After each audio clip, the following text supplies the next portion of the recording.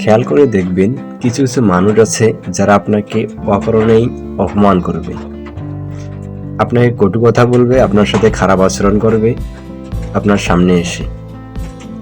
সেই সব মানুষের উদ্দেশ্য কি জানেন? সেই সব মানুষের উদ্দেশ্য হচ্ছে আপনাকে কষ্ট দেওয়া।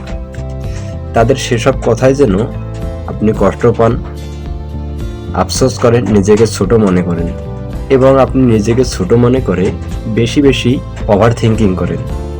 এক কথায় তারা মূলত চায় আপনি তাদের কথায় যেন কষ্ট পান, এজন্য তারা এরকম আচরণ করে। আর তাদের সেসব কথায় যদি আপনি মনে কষ্ট পান, বেশি বেশি চিন্তা করেন এবং মানসিকভাবে ডিপ্রেশনে চলে যান, তাহলে তাদের উদ্দেশ্য কিন্তু সার্থক হলো।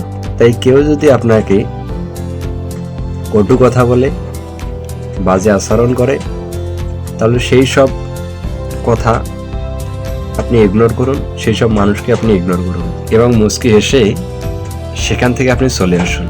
এটাই তাদের জন্য সবচেয়ে বড় জবাব হবে, তারা তাদের প্রতিশোধ বুঝতে পারবে।